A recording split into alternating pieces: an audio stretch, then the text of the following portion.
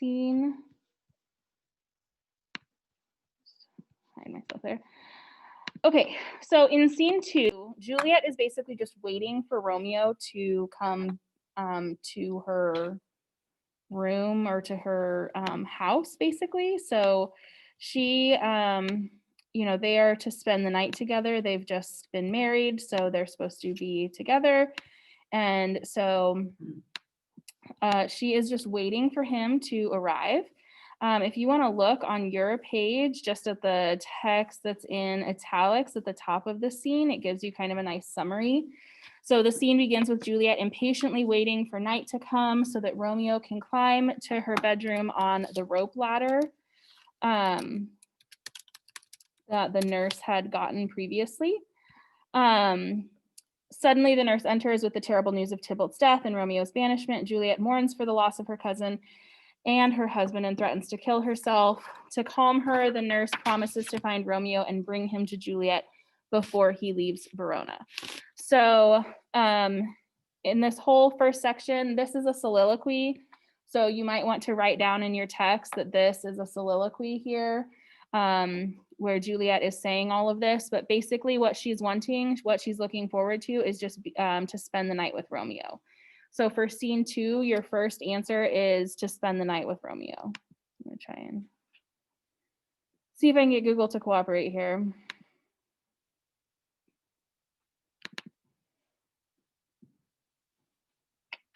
Guess not. Okay, my goodness, slow internet, okay. So she uses some allusions that you can see at the top of the page. She refers to Phoebus and Phaeton, who pull the sun across the sky each day and night. So she's really just looking forward to it being nighttime so that she can spend the night with Romeo. Okay, so that's your first answer that you need to copy down. Okay, so your guys' computer should still be closed and you should be writing these things down on your study guide. I'm giving you answers to not only your study guide, but also to your quizzes. There's no reason anybody should get bad grades on any of this. Okay, so then if you want to go ahead and scroll forward to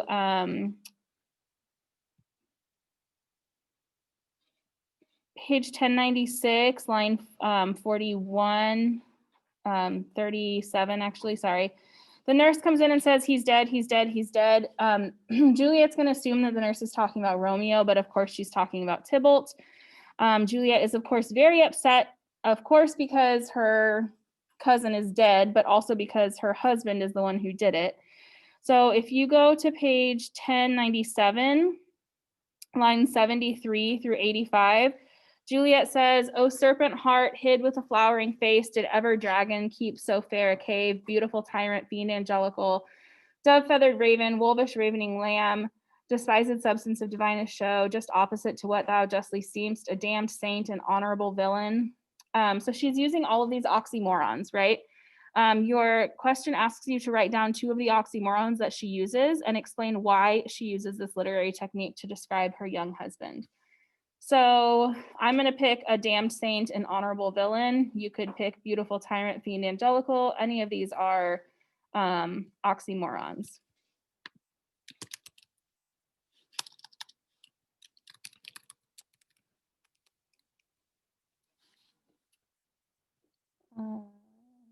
Honorable villain. So why would Juliet use these oxymorons? What do characters, when they use oxymorons, what is their purpose? It's a contradictory word or phrase, right? So you've got like damned saint. If you're a saint, how can you be damned? If you're honorable, how can you be a villain? What's Juliet probably feeling right now?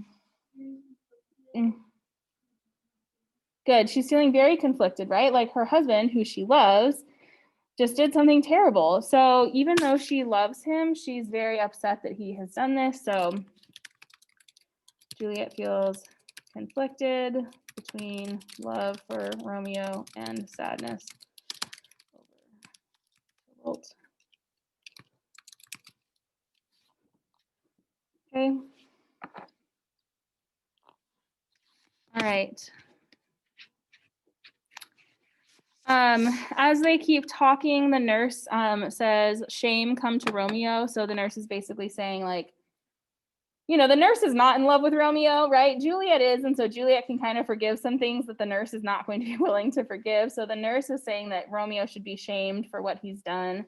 And Juliet gets very angry with the nurse for saying this. She is not happy that the nurse, she feels that the nurse is kind of betraying her. Because, you know, the nurse has always kind of taken her side on things. The nurse and her and she are very close. And so when the nurse criticizes Romeo, who's her husband, Juliet gets very upset and angry with the nurse. So that's number 3.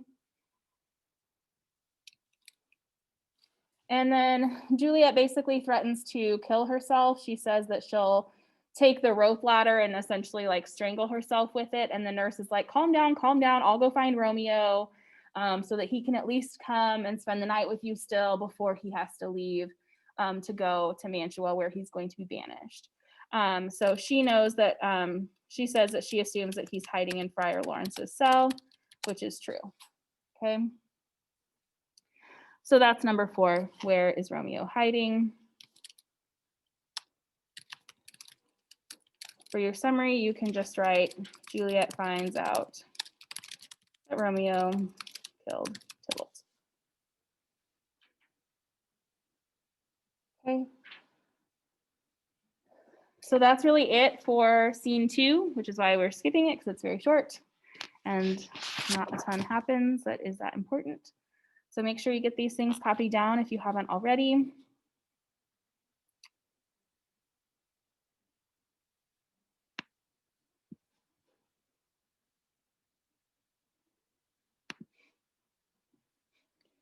And then we're going to go ahead and move on to scene 3.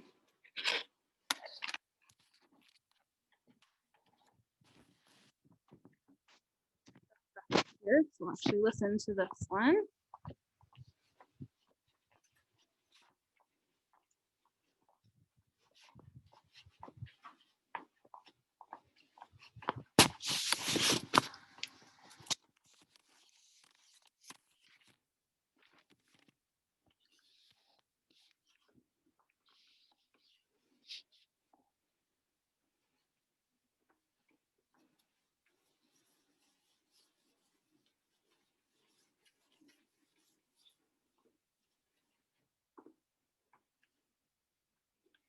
Everybody good?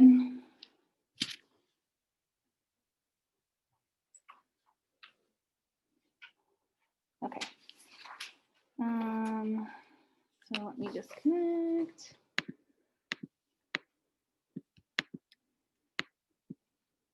Okay. So we'll move on to scene 3. So in scene 3, we have Romeo. He's in Friar Lawrence's cell. He's extremely upset. He doesn't know what the prince has decided. The friar will tell him. He will become even more upset. What pace, you fiery-footed steed? What devil art thou that dost torment fairly bound?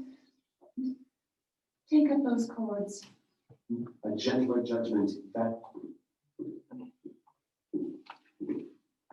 Romeo, come forth. What thou fearful man? Affliction is the matter of thy hearts, and thou art wedded to calamity. Father, what news? What did the princess do? What sorrow craves acquaintance at my hand that I yet know not? Too familiar is my dear son with such sour company.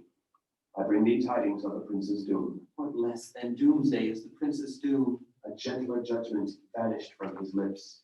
Not body's death, but body's banishment. Ah, banishment. Be merciful, say death. For exile hath more terror in his look, much more than death. Do not say banishment. Hence from Verona art thou banished. Be patient, for the world is broad and wide. There is no world without Verona walls, but purgatory, torture, hell itself. Hence banished is banished from the world, and world's exile is death. Then banishment is death misturned. Calling death banishment, thou cuts my head off with a golden axe and smilest upon the stroke that murders me. O deadly sin! O rude unthankfulness! Thy fault our law calls death, but the kind prince, taking thy part, hath rushed aside the law, and turn that black word death to banishment.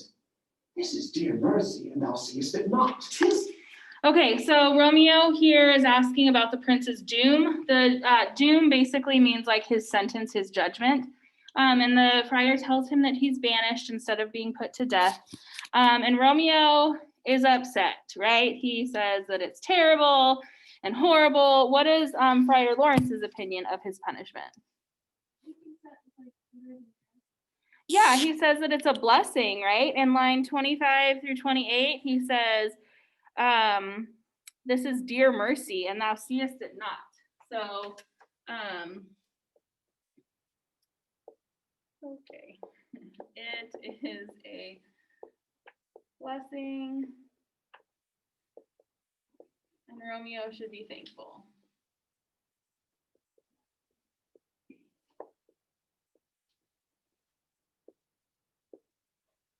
Okay. Romeo in this whole scene is going to be so self-absorbed. He is only concerned about what this banishment means to him and how he won't get to see Juliet. He won't get to be in Verona. He won't get to do all these things that he wants to do. Doesn't really ever talk about Juliet and how she might feel, how his parents might feel, how Friar Lawrence might feel. He is completely and totally concerned about himself and how he feels not being able to be around Juliet every day.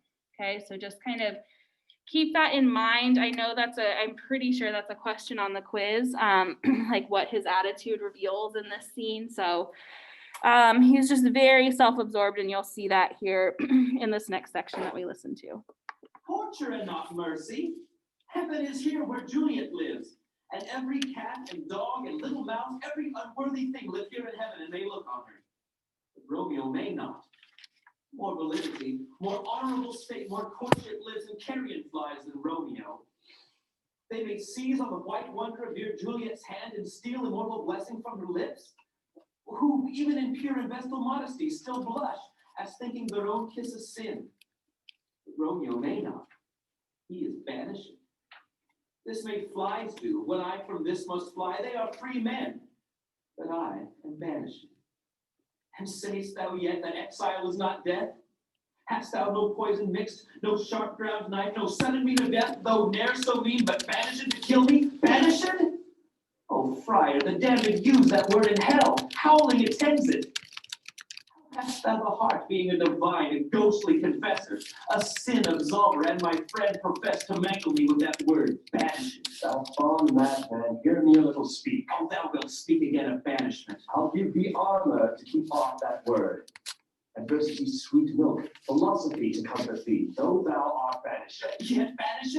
Hang up philosophy, unless philosophy can make a Juliet. Just plant a town, reverse the prince's doom. It helps not, it prevails not. Talk no more. Oh, then I see that madmen have no ears. How should they when that wise men have no eyes? Let me dispute with thee of thy estate. Thou canst not speak of that thou dost not feel. Wert thou as young as I, Juliet thy love, an hour but married, Tybalt murdered, doting like me and like me banished, then mightst thou speak. Then mightst thou tear thy hair and fall upon the ground as I do now, taking the measure of an unmade grave. Rise, one must. Could Romeo hide thyself? Not I, unless the breath of heart-sick groans mist-like enfold me from the search of eyes. How they knock. Who's there? Romeo, rise, I will be taken. Stay a while. Stand up. Okay, sorry. Don't know why that's not pausing. Okay, so Friar Lawrence is trying to like make Romeo see reason and like understand that it's not actually that bad. In line 61, he says, "Oh, then I see that madmen have no ears." What do you think he means by that? Yeah, he's like, you're just being irrational and like you're not listening. So like you're not going to listen to my advice, right? You're being irrational. And the nurse then is knocking. Romeo, when the nurse comes in, is literally laying on the ground, rolling around, crying, like having a full-on like toddler temper tantrum. So she's going to tell him when she gets in there to like stand up and be a man because he's like crying on the floor like a child. They are going to, he's going to ask her sort of like how Juliet is doing. Really hope this is- Act 3. Okay. Scene. Sorry. Mercy? Heaven is here where Juliet lives, and every cat and dog and little mouse, every unworthy thing live here. Study. By and by, God's will, what simpleness is this? I come. Okay, here we are, top of page 1101. Put up so high. Whence come you? What's your will? Let me come in, and you shall know my errand. I come from Lady Juliet. Welcome then. Oh, holy friar, oh, tell me, holy friar, where is my lady's lord? Where's Romeo? There on the ground with his own tears made drunk. Oh, he is even in my mistress' case, just in her case. Oh, woeful sympathy, piteous predicament. Even so lies she, blubbering and weeping, weeping and blubbering. Stand up, stand up. Stand and you'll be a man. For Juliet's sake, for her sake, rise and stand. Why should you fall into so deep an hole? Nurse, Ah, sir, well, death's the end of all. spakest thou of Juliet? How is it with her? Doth she not think me an old murderer, now I have stained the childhood of our joy with blood removed but little from her own? Where is she? And how doth she? And what says my concealed lady to our cancelled love? Oh, she says nothing, sir, but weeps, and now falls on her bed, and then starts up, and Tybalt calls, and then on Romeo cries, and then down falls again. As if that name shot from the deadly level of a gun did murder her. As that name's cursed hand murdered her kinsman. Oh, tell me, friar, tell me, in what vile part of this anatomy doth my name lodge? Tell me that I may sack the hateful mansion. Hold thy desperate hand. Art thou a man? Thy form cries out thou art. Thy tears are words, thy wild acts denote the unreasonable fury of a beast. A seemly woman in a seeming man, or ill the seeming beast in seeming both. Thou hast amazed me. By my holy order, I thought thy disposition better tempered. Hast thou slain Tybalt? Wilt thou slay thyself? And slay thy lady too that lives in thee by being damned hate upon thyself? Why railest thou on thy birth, the heaven and earth? Since birth and heaven and earth, all three do meet in thee at once, which thou at once wouldst lose. Okay, so at the end of that last page, Romeo is like very upset because the nurse says that Juliet is very upset. And because he's the one that caused it, he like grabs his dagger and like he acts like he's going to stab himself. Friar Lawrence stops him and is like, listen, right? And like sits him down and is gonna just kind of lay out all of the reasons that Romeo has to still be happy, even though this isn't an ideal situation. So he's gonna mention 3 things that Romeo still has that he should be happy about in this little speech that he gives. So make sure that you're listening for those 3 things. That's the next question on your study guide, and we'll answer those after we listen. Use thy shape, thy love, thy wit, which, like a usurer, abounds in all, and usest none in that true use indeed.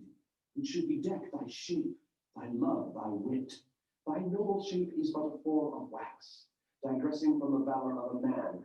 Thy dear love sworn but hollow perjury, killing that love which thou hast vowed to cherish.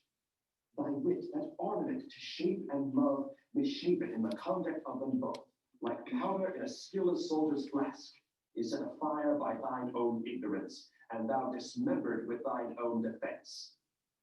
What rouse thee, man? Thy Juliet is alive, for whose dear sake thou wast but lately dead. There art thou happy. Tybalt would kill thee, but thou slewest Tybalt. There art thou happy. The law that threatened death becomes thy friend and turns it to exile. There art thou happy. A pack of blessings light upon thy back. Happiness courts thee in her best array, but like a misbehaved and sullen wench, thou pout'st upon thy fortune and thy love. Take heed, for such die miserable. Go get thee to thy love, as was decreed. Ascend her chamber hence and comfort her. But look thou stay not till the watch be set, for then thou canst not pass to Mantua, where thou shalt live till we can find a time to blaze your marriage, reconcile your friends, beg pardon of the prince, and call thee back with 20,000 times more joy than thou wentst forth in lamentation. Go before this, commend me to thy lady, and bid her hasten all the house to bed, which heavy sorrow makes them apt unto. Romeo is come. Okay, so what are the three things that Friar Lawrence says that Romeo should be happy about? Juliet's still alive. Yeah, Juliet is alive and that, you know, she's his wife, right? Juliet loves him. What else? That Tybalt could have killed him. Uh-huh. So Tybalt is dead. Not Romeo, right? So like Tybalt's a pretty good swordsman, so he could have killed you, but you're alive. And what's the last one? And that with all that threatened death, we can like instead of being killed, now he's just exiled. Good, good. So he was just banished.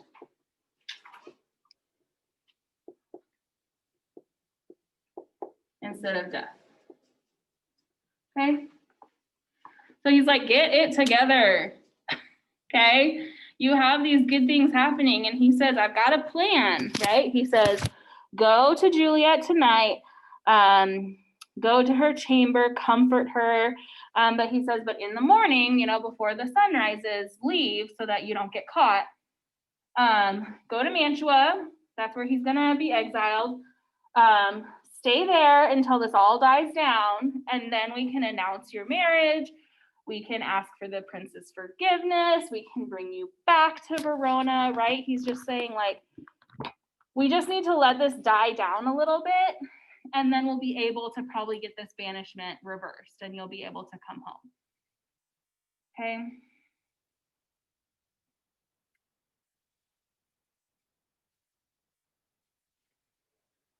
All right. We're at the top of page 10. Nope, top of page 1103, where the nurse is speaking.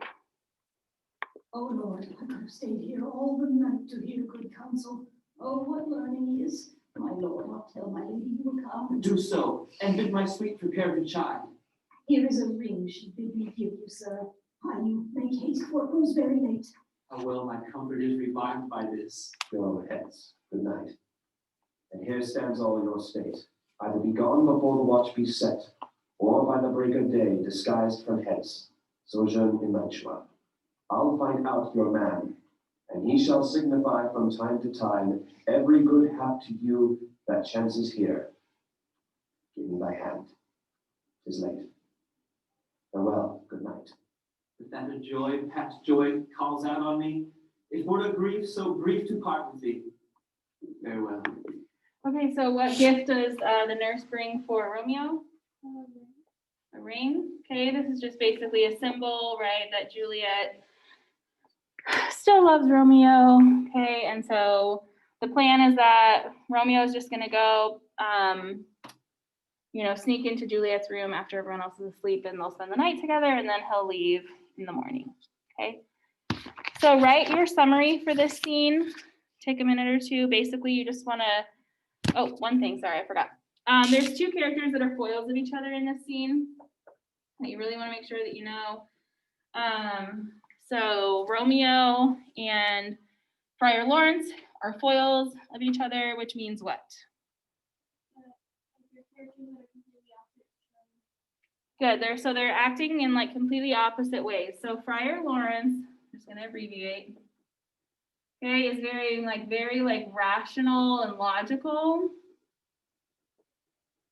Okay, and Romeo is like hysterical, right?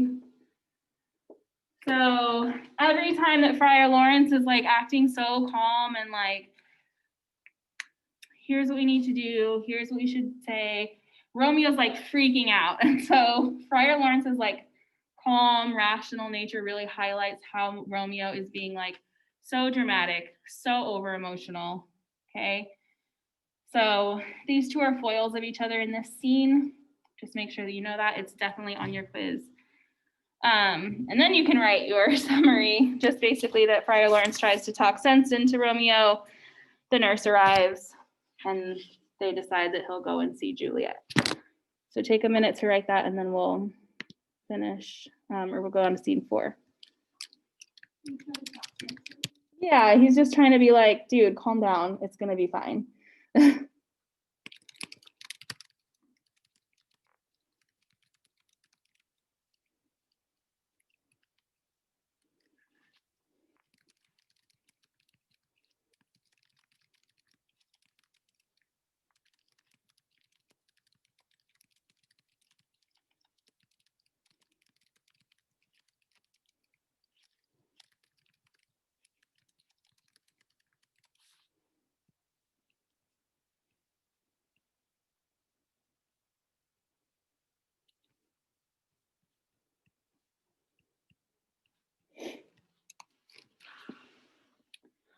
Okay, we're gonna listen to scene 4 straight through because it's a very, very short scene. Basically, Paris arrives to kind of visit the Capulets, pay respects to Tybalt. And he kind of says, like, I know this is no time to talk about marriage, but Capulet is like, you know what?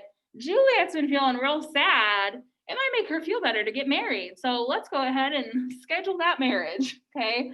And that's basically what happens in this scene. So we'll listen to it.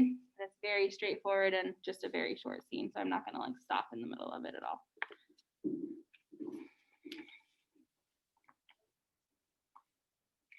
Scene 4. Capulet's house.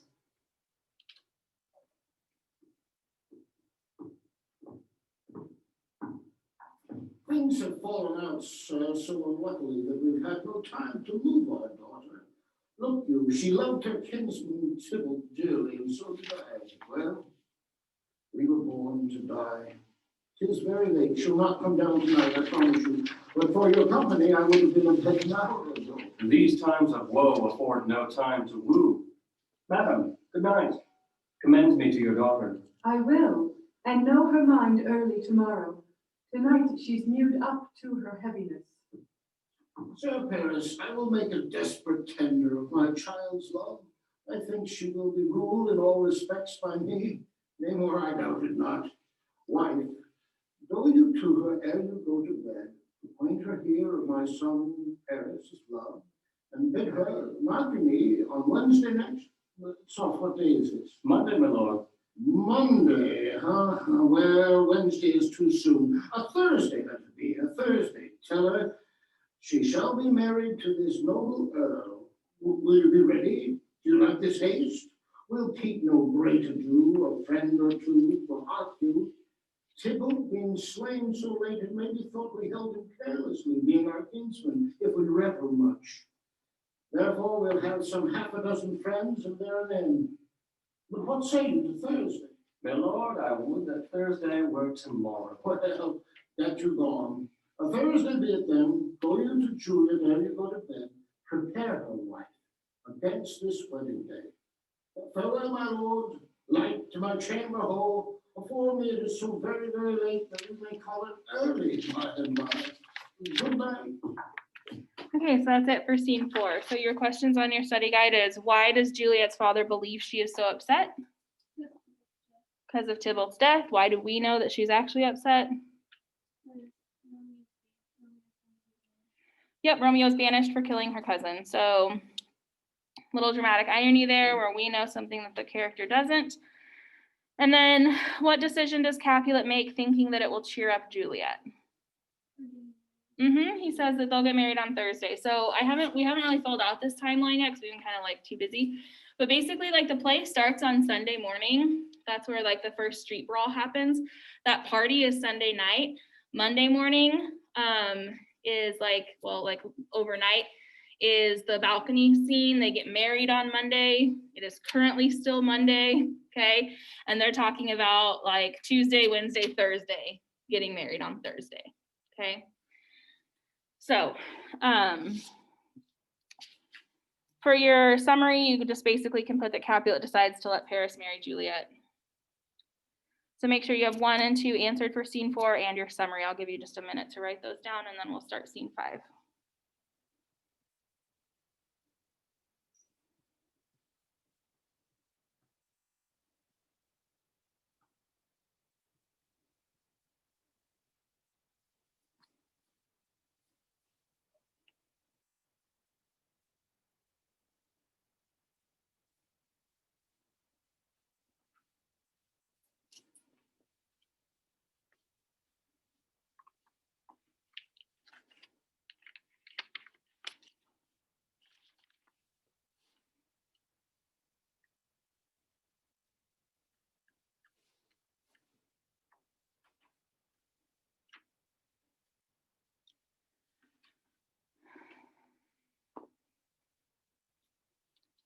Okay, so scene 5 is Romeo and Juliet basically saying goodbye to each other. They've spent the night together, but Romeo leaves before daylight.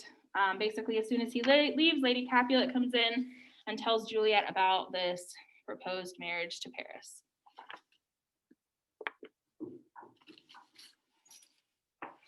Scene 5. Capulet's orchard.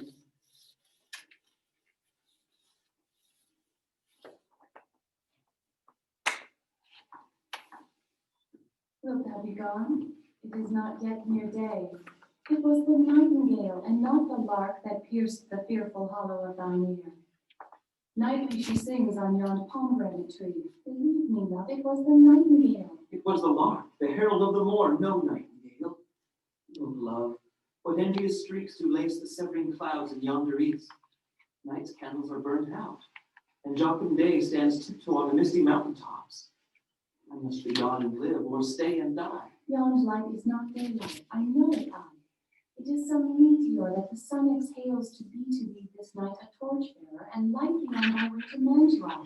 Therefore stay yet, thou needst not to be gone.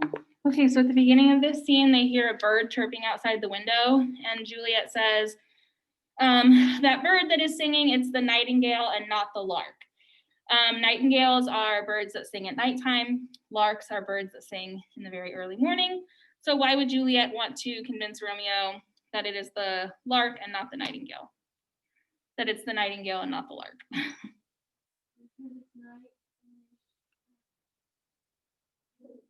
Yeah, so he doesn't leave, right? She wants him to stay. She wants it to still be nighttime so that he can stay, okay?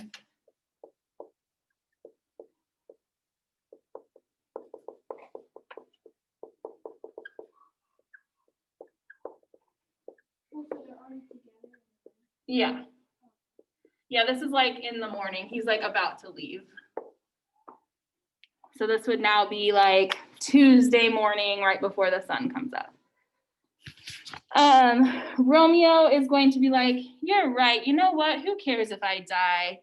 Let's just stay here together in bed. And then Juliet's like, oh, actually, I don't want you to die. So you better get a move on and get out of here. And then Lady Capulet will come in. So it's a good thing that she gets him out when she does. Let me be tamed. Let me be put to death. I am content, so thou wilt have it so. I'll say yon gray is not the morning's eye, 'tis but the pale reflex of Cynthia's brow. Nor that is not the lark whose notes do beat the vaulty heaven so high above our heads. I have more care to stay than will to go. Come, death, and welcome. Juliet wills it so. How is my soul? Let's talk. It is not day. It is. Hide hence, be gone away. It is the lark that sings so out of tune, straining harsh discords and unpleasing sharps. Some say the lark makes sweet division. This doth not so, for she divided us. Some say the lark and loathed toad changed eyes. Oh, now I would they had changed voices too, since arm from arm that voice doth us affray, hunting thee hence with hunts up to the day. Oh, now be gone.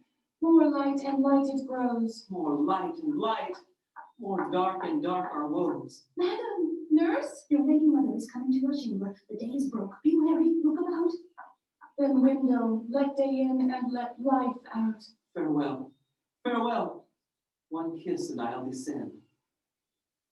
Wert thou gone so, my lord, my love, my friend? I must hear from thee every day in the hour, for in a minute there are many days.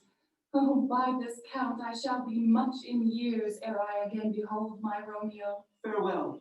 I will omit no opportunity that may convey my greetings, love, to thee. Oh, thinkst thou we shall ever meet again? I doubt it not. And all these woes shall serve for sweet discourses in our time to come. Oh God, I have an ill-defining soul. Methinks I see thee, now thou art below, as one dead in the bottom of a tomb. Either my eyesight fails, or thou lookst pale. And trust me, love, in my eyes so do you. Dry sorrow drinks our blood. Adieu, adieu. Oh, fortune, fortune, all men call thee fickle. If thou art fickle, what dost thou with him that is renowned for faith? Be fickle, fortune, for then I hope thou wilt not keep him long, but send him back. Oh, daughter, are you up? Who is't that calls? 'Tis thy lady mother. Is she not down so late or up so early? Unaccustomed calls procures her hither. Why, Okay, so Lady Capulet and Juliet are going to talk here. They're just talking about being like sad that Tybalt has died. Lady Capulet is going to talk about how she wants to get like revenge against Romeo. Juliet's going to kind of do this like double speak where she's saying things that like she's not really saying anything bad about Romeo, but she like kind of is, like enough to make her mom not be suspicious, right? Because she's supposed to hate Romeo because he just killed her cousin. So don't be confused if it sounds like Juliet's agreeing with her mother. She's kind of doing like a double speak kind of thing to kind of make her mom not be suspicious. How now, Juliet? Madam, I am not well. Evermore weeping for your cousin's death? What? Wilt thou wash him from his grave with tears? And if thou couldst not make him live. Therefore have done. Some grief shows much of love, but much of grief shows still some want of wit. Yet let me weep for such a feeling loss. So shall you feel the loss, but not the friend which you weep for. Feeling so the loss, I cannot choose but ever weep the friend. Well, girl, thou weepst not so much for his death, as that the villain lives which slaughtered him. What villain, madam? That same villain, Romeo. Villain and he be many miles asunder. God pardon him. I do with all my heart, and yet no man like he doth grieve my heart. That is because the traitor murderer lives. Ay, madam, from the reach of these my hands would none but I might venge my cousin's death. We will have vengeance for it, fear thou not. Then weep no more. I'll send to one in Mantua, where that same banished renegade doth live, shall give him such an unaccustomed dram that he shall soon keep Tybalt's company, and then I hope thou wilt be satisfied. Indeed, I never shall be satisfied with Romeo till I behold him. Dead is my poor heart so for a kinsman vexed. Madam, if you could find out but a man to bear a poison, I would temper it, that Romeo should, upon receipt thereof, soon sleep in quiet. Oh, how my heart abhors to hear him named, and cannot come to him, to wreak the love I bore my cousin Tybalt upon his body that hath slaughtered him. Find thou the means, and I'll find such a man. But now I'll tell thee joyful tidings, girl. And joy comes rare in such a needy time. What are they, I beseech your ladyship? Well, thou hast a careful father, child, one who, to put thee from thy heaviness, hath sorted out a sudden day of joy that thou expectst not, nor I looked not for. Madam, in happy time, what day is that? Marry, my child, early next Thursday morn, the gallant, young, and noble gentleman, the County Paris, at St. Peter's Church, shall happily make thee there a joyful bride. Now by St. Peter's Church, and Peter too, he shall not make me there a joyful bride. I wonder at this haste that I must wed ere he that should be husband comes to woo. I pray you tell my lord and father, madam, I will not marry yet. And when I do, I swear it shall be Romeo, whom you know I hate, rather than Paris. These are news indeed. Here comes your father. Tell him so yourself, and see how he will take it at your hands. Okay, so Lady Capulet explains to Juliet that Lord Capulet has arranged this marriage, and Juliet does not react well, which we can expect. She says that like it's too fast, right? She says, "I will not marry yet, and when I do, I swear it will be Romeo, whom you know I hate, rather than Paris." If you look at the footnote, it says Juliet mentions Romeo to show her mother how strongly opposed she is to marrying Paris. What she really means is that she loves Romeo, right? She certainly cannot marry Paris. She's already married, which we know, but Lady Capulet does not know. And so Lord Capulet and the nurse are going to come in. Now, remember back in Act 1, Lord Capulet was like, I want Juliet to have a say in things, like I want her to be happy in her marriage. When she tells him no, his reaction is going to be very different from that. But keep in mind, like when Tybalt disobeyed him in Act 1, like with the wanting to fight Romeo thing, I mean, Capulet got pretty mad. So he's got a bit of a temper, and the fact that Juliet is disobeying him is really going to set his temper off, even though he had originally said that he wanted her to have a say in things. now that she's like being disobedient to him, he probably never really thought that like she wouldn't be happy with this. So he's going to lose his temper, to say the least. When the sun sets, the air doth drizzle dew, but for the sunset of my brother's son, it rains down rain. I'm on hell, a conduit girl, what still in tears, evermore showering. In one little body thou counterfeits a bark, a sea, a wind, or still thy eyes, which I may call the sea, the ebb and flow with tears. The bark thy body is, sailing in this salt flood. The winds thy sighs, who raging with thy tears, and they with them, without a sudden calm, will overset thy tempest-tossed body. How now, wife, have you delivered to her our decree? Aye, sir, but she will none. She gives you thanks. I would the fool were married to her grave. So, take me with you, wife. How? Will she none? Does she not give us thanks? Is she not proud? Doth she not count her blessed, unworthy as she is, that we have wrought so worthy a gentleman to be her bridegroom? Not proud you have, but thankful that you have. Proud can I never be of what I hate, but thankful even for hate that is meant love. How, Chuck Logic? What is this proud, and I thank you not, and yet not proud? Mistress, minion you, thank me no thankings, nor proud me no prouds, but fettle your fine joints against Thursday next, to go with Paris to St. Peter's Church, or I will drag thee on a hurdle thither. Out, you green sickness carrion, out, you baggage, you tallow face. Fie, what, are you mad? Good father, I beseech you on my knees, hear me with patience, but to speak a word. Hang the young baggage, disobedient wretch. I tell thee what, get thee to church on Thursday, or never after look me in the face. Speak not, reply not, do not answer me. My fingers itch. Wife, we scarce thought us blessed that God had lent us but this only child, but now I see this one is one too much, and that we have a curse in having her. Out on her, Gilding. God in heaven bless her, you ought to blame my lord to break her so. And why, my lady Wisdom? Hold your tongue, good Prudence. Smatter with your gossips, go. I speak no treason, Well, dying again. and not one speak. Peace, you mumbling fool. Utter your gravity over a gossip's bowl, for here we need it not. You are too hot. God's bread, it makes me mad. Day, night, late, early, at home, abroad, alone, in company, waking or sleeping, still my care hath been to have her matched.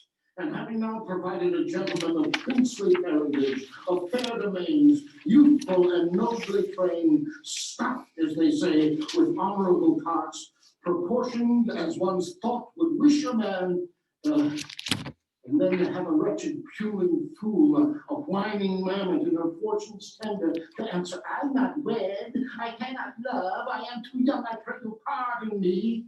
But an you will not wed, I'll pardon you. Graze where you will, you shall not house with me. Look to it, think on it, I do not use to jest. Thursday is near, lay hand on heart, advise, and you be mine, I'll give you to my friend, and you be not, hang, beg, starve, die in the streets, for by my soul I'll never acknowledge thee, or what is mine shall never do thee good. Trust to it, bethink you, I'll not be forsworn. Okay, so Lord Capulet loses it a little bit here. Calls her a bunch of names, tells her he feels like hitting her, tells her, says that, he says to Lady Capulet, like, we thought that God had like only blessed us with this one child, but now I see that this one is one too much. Like, he is really mad. And then at the end here, he basically says, like, you can either get married to this guy on Thursday or you're out of my house. Like, I'm kicking you out. Which at the time, like, she would basically live on the streets. Like, it's not like today where like she could go get a job or, you know, like live with a family member. Like, no, she would just be completely hopeless. Okay. Now she's going to try to appeal to her mother and ask if her mother can help her. Her mother is not going to help her. And then she's going to look to the nurse, right? Because the nurse has always been there for her. So she's going to hope that the nurse will have some kind of solution for her. Is there no Pity sitting in the clouds that sees into the bottom of my grief. Oh, sweet my mother, cast me not away. Delay this marriage for a month, a week, or if you do not, make the bridal bed in that dim monument where Tybalt lies. Talk not to me, for I'll not speak a word. Do as thou wilt, for I have done with thee. Oh, God! Oh, nurse, how shall this be prevented? My husband is on earth, my faith in heaven. How shall that faith return again to earth unless that husband send it me from heaven by leaving earth? Comfort me, counsel me. Alack, alack, that heaven should practice stratagems upon so soft a subject as myself. What sayest thou? Hast thou not a word of joy? Some comfort, nurse. Faith, here it is. Romeo is banished, and all the world to nothing that he dares ne'er come back to challenge you. Or if he do, it needs must be by stealth. Then, since the case so stands as now it doth, I think it best you marry with the county. Oh, he's a lovely gentleman. Romeo's a dish clout to him. An eagle, madam, hath not so green, so quick, so fair an eye as Paris hath. Beshrew my very heart, I think you are happy in this second match, for it excels your first. Or if it did not, your first is dead. But 'twere as good he were as living here, and you no use of him. Okay, so Juliet asked the nurse, like, give me some comfort, make me feel better. And the nurse is like, you know what? Romeo's banished. You should probably just marry Paris. He's virtuous, he's handsome, right? He is a great man. You should probably just go ahead and marry him. He's better than Romeo anyway, okay? Juliet is really not going to appreciate that comment at all. So that's your second answer. Like Paris is virtuous, better than Romeo. And Juliet, like, I mean, she's just been threatened to be kicked out of her house, right? She just wants her nurse to like give her some comfort. And instead, the nurse is like, well, you should just forget about the person you're madly in love with and marry this guy that you've never met before, really. And just be fine with that. So that really like breaks Juliet's trust with the nurse.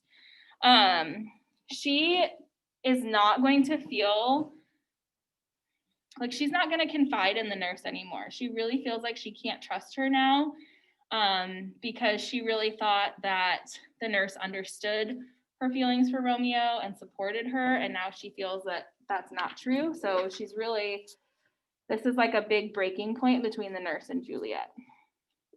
Speakst thou this from thy heart? And from my soul too, else beshrew the both. Amen. What? Well, thou hast comforted me marvelous much. Go in, and tell my lady I am gone, having displeased my father, to Lawrencell, to make confession and to be absolved. Marry I will, and this is wisely done. Ancient damnation! O most wicked fiend! Is it more sin to wish me thus forsworn, or to dispraise my lord with that same tongue which she hath praised him with above compare so many thousand times? Go, counselor, thou and my bosom henceforth shall be twain. I'll to the friar to know his remedy. If all else fail, myself have power to die. Okay, so in that last line 239, she says, thou and my bosom henceforth shall be twain. She's basically saying, like, I'm not going to tell you my secrets anymore, right? She's referring to the nurse. Okay, so question 3 on your study guide, how does Juliet feel about the nurse at the end of this scene? Like, you know, like, trust has broken. Yeah, she no longer trusts her, right? She's not going to tell her secrets anymore. She just doesn't know that she can trust the nurse, right? The nurse has been very complimentary to Romeo up until this time, and now is like saying that Paris is better. So she just isn't really going to tell her secrets anymore, which is going to become problematic as we continue on. So obviously that's the end of Act 3. Really, it's Romeo killing Tybalt that creates all of these conflicts, right? Of course, the fight started with Tybalt and Mercutio, but it's really the fact that Romeo kills Tybalt that creates all of the rest of this conflict, okay? So write your summary for scene 5. You just want to include, you know, something about Juliet's fight with her parents and her fight with the nurse. At the end of the scene, Juliet says she's going to go to Friar Lawrence's cell. She tells the nurse that she's going to go to make confession. But we know that she's actually going to go to like get advice from Friar Lawrence. And in the last line, she says, all to the friar to know his remedy. If all else fail, myself have power to die. So she's basically like, if he can't help me, then I can always just kill myself, basically, to avoid this situation, which is not the most well thought out plan. But so make sure you fill out your summary for scene 5. And then that is the end of Act 3.